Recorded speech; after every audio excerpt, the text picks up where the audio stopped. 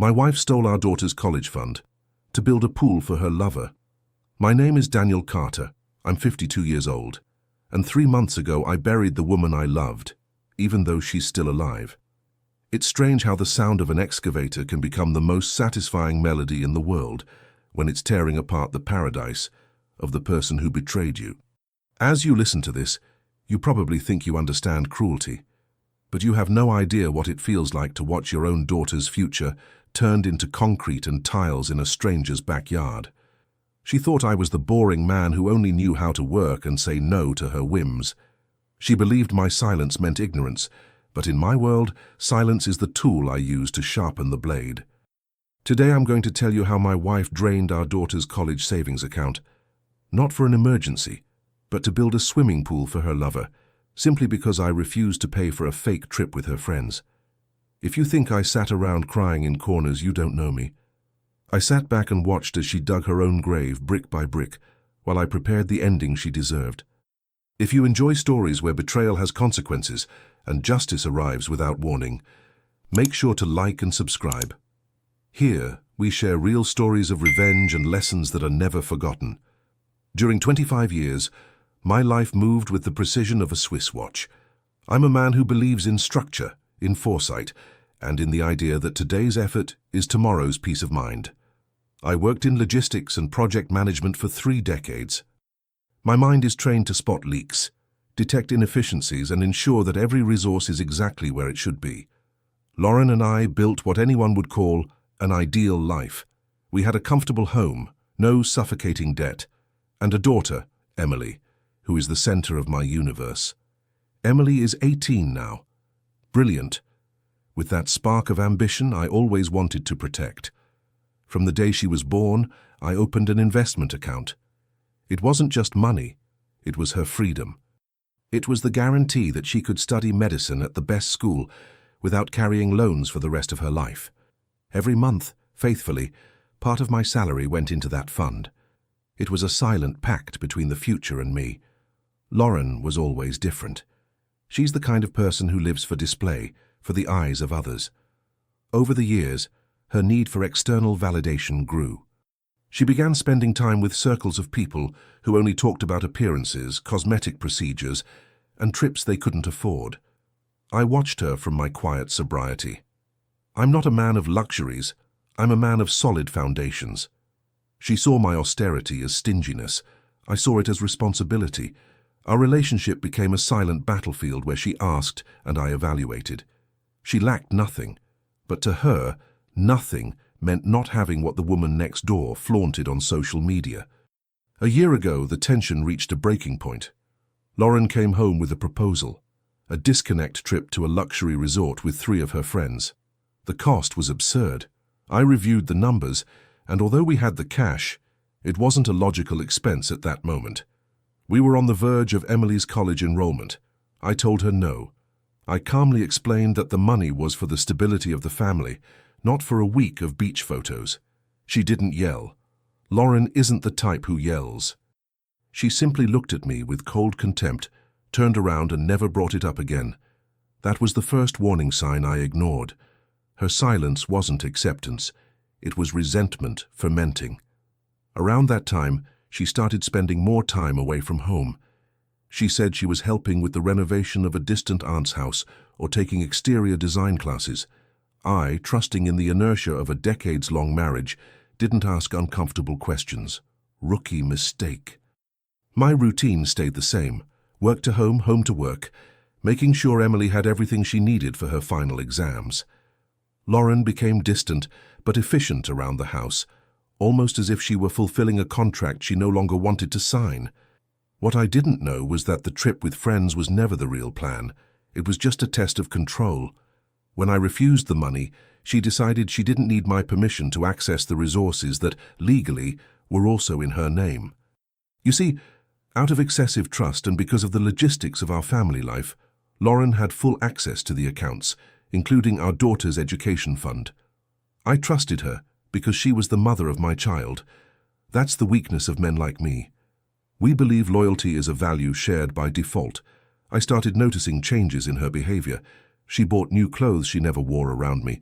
Her phone, once left on any table, became an extension of her hand, always face down. I remained immersed in my spreadsheets, calculating interest and projections for Emily's upcoming semester. I felt proud of what we had built. I felt we were one step away from the finish line. I didn't realize that while I was building the roof over our heads, she was chipping away at the foundation. The atmosphere at home felt heavy. Lauren no longer looked me in the eyes when we spoke.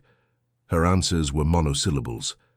She began wearing a perfume I hadn't given her, a sweet, heavy scent that lingered in the hallway long after she left.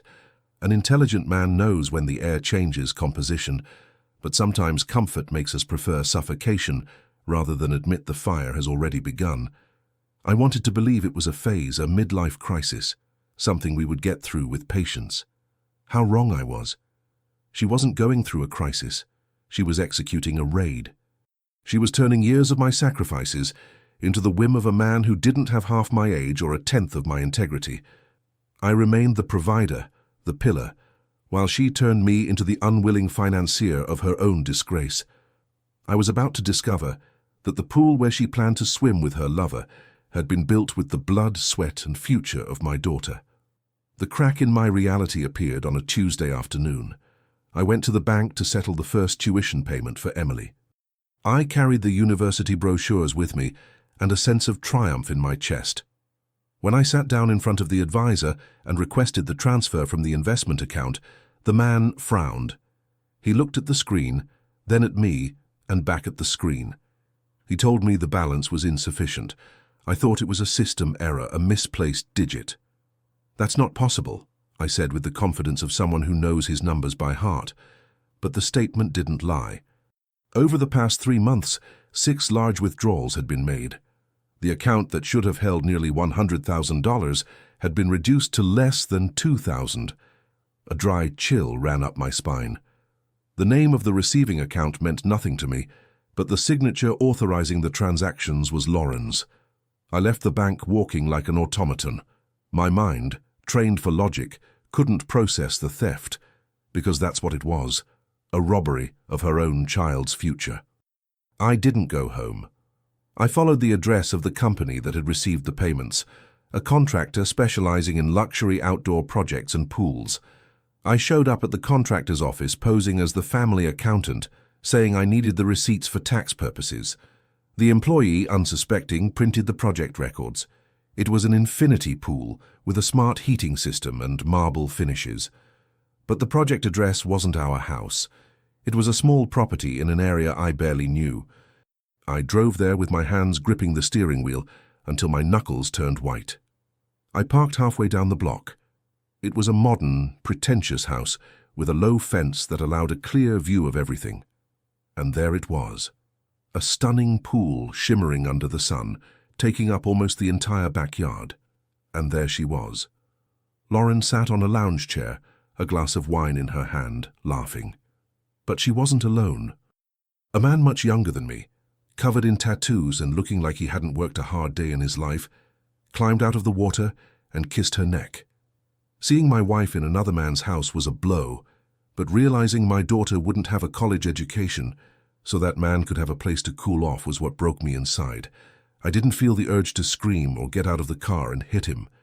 What I felt was a sepulchral calm, the kind of cold that precedes storms capable of wiping cities off the map. I took out my phone and took pictures of the pool, of the two of them, of the construction materials still stacked to the side with the company logo I had paid for. I returned home before she did. Emily was in her room studying. I looked at her through the half-open door and felt an unbearable stab of pain. She trusted us. She believed her academic effort was the only thing she needed to worry about. I went downstairs and waited in the dark. When Lauren arrived, she walked in humming a song, radiant, with that glow that comes from the adrenaline of a successful lie. I turned on the light.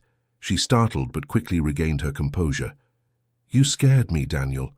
Why are you sitting in the dark?" she asked with a naturalness that made me nauseous. I placed the bank statement on the table. Her face went from flush to pale in a second. She tried the first lie. She said it was a secret investment to surprise us.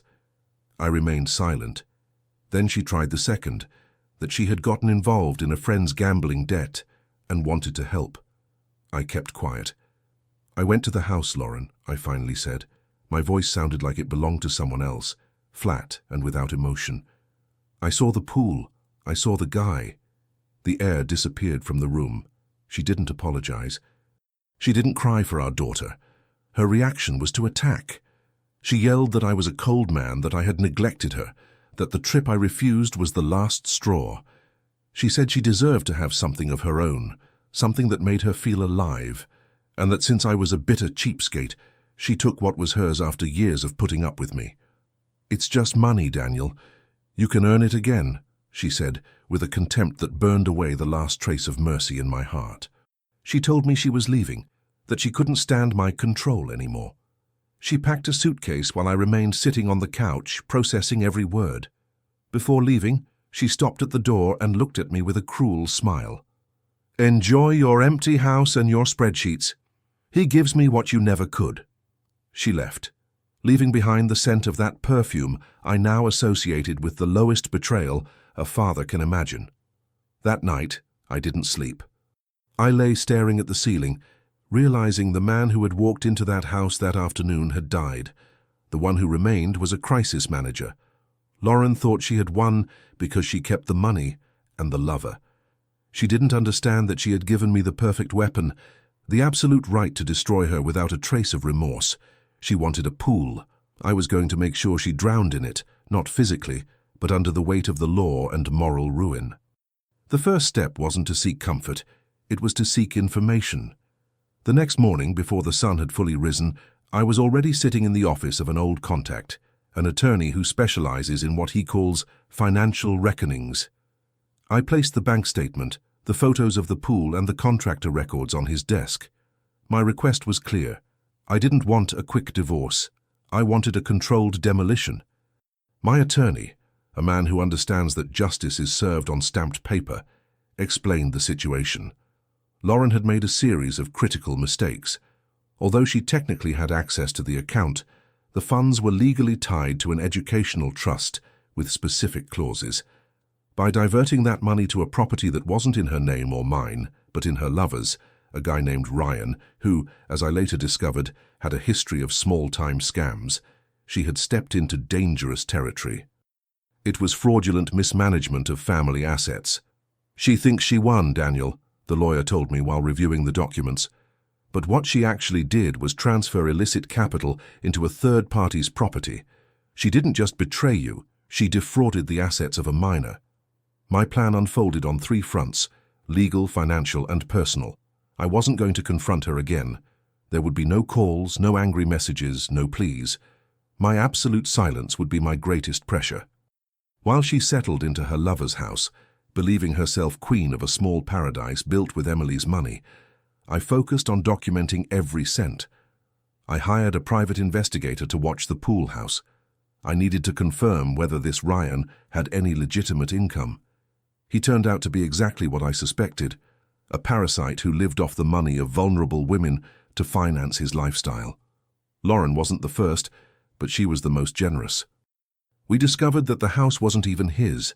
It was a property in foreclosure that he planned to upgrade with the pool so he could sell it and pocket the difference. Lauren wasn't just a traitor, she was a useful fool.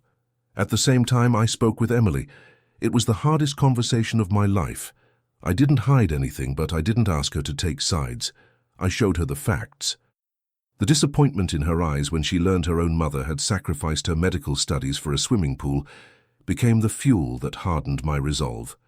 My daughter, with a maturity Lauren never possessed, took my hand and said, "Do what you have to do, Dad." That was the permission I needed to show no mercy. I moved my pieces with the precision of an architect. First, I requested an injunction on all our shared assets, freezing the remainder of Lauren's accounts. She wouldn't notice immediately, because she was still using the cash left from her last withdrawal. Second, we filed a civil lawsuit for damages, not against her, but against the lover, claiming unjust enrichment. The goal was for the law to see that pool not as a gift, but as the result of a scheme in which he was a necessary accomplice. My routine became icy. I went to the office, worked with terrifying efficiency, and spent my nights reviewing the investigators' reports. I looked at photos of the two of them toasting by my pool. Every time I felt a hint of sadness, I looked at Emily's university brochure. Patience is a muscle that must be trained. Lauren sent me a couple of provocative messages, photos of her relaxing, trying to hurt me. I didn't reply. I didn't block her number. I let her messages sit there as evidence of her lack of remorse, building a record for the judge. The master stroke of my plan was contacting the contractor. Since the project hadn't been fully paid, Lauren had left a final balance outstanding. Assuming I would cover it without noticing, I offered them a deal. I wouldn't pursue negligence claims for accepting funds from an education savings account if they cooperated with a technical report of the project. They gave me everything: blueprints, contracts signed by Lauren, and confirmation that Ryan had given the instructions. I had everything ready. The rope was already around her neck, and she had tied the knot herself. All that remained was the final pull. While she planned her new life in that garden of betrayal, I was finishing the legal order that would turn her oasis into a desert of debt. She thought I was a man who didn't know how to spend. She was about to learn that I know exactly how much it costs to destroy what someone built on a lie. The day of the climax had no shouting, no scenes of jealousy, no chases. It was a grey Tuesday, exactly 3 months after she left. I woke up, put on my best suit, and had breakfast in silence with Emily. She knew that day the weight of the world would shift sides. At 10 in the morning, a team of court officers, my attorney, and a demolition crew legally contracted pulled up in front of the lover's house. I arrived a few minutes later, parked at a reasonable distance, and stayed there, watching from the driver's seat. Lauren came out to the door in a robe, her hair messy, wearing that expression of superiority she used to show me. But her face changed when she saw the court officer handing her the documents. The judge had not only ordered a preliminary seizure of Ryan's assets for unjust enrichment, but had also declared the construction of the pool an illegal alteration of a property under foreclosure proceedings. More importantly, since the contractor had never been fully paid, and I made sure to legally purchase that debt, I had the right to restore the property to its original condition to recover the value of the materials. I watched Ryan step out behind her, trying to act tough in front of the officers. His bravado lasted only as long as it took to read the paper. When the officer explained that the police were there to ensure the crew carried out their work, the man turned pale. Lauren began scanning the area until her eyes met mine through the windshield. I rolled down the window. I didn't smile. I didn't make any gesture of triumph. I simply looked at her with the neutrality of a judge delivering a necessary sentence. The sound began. The excavator moved through the side yard, tearing down the fence Lauren had loved so much. The crash of concrete breaking under the hydraulic arm was music to my ears. The marble I had paid for with my savings shattered into 1,000 pieces. The pool water, that symbol of her betrayal, began leaking through the cracks, turning the yard into a swamp of mud and debris. Lauren ran toward my car, screaming like a madwoman, pounding on the glass. "You're a monster, Daniel. You're insane. That money is already gone. You won't get anything back by doing this." The officer pulled her away firmly.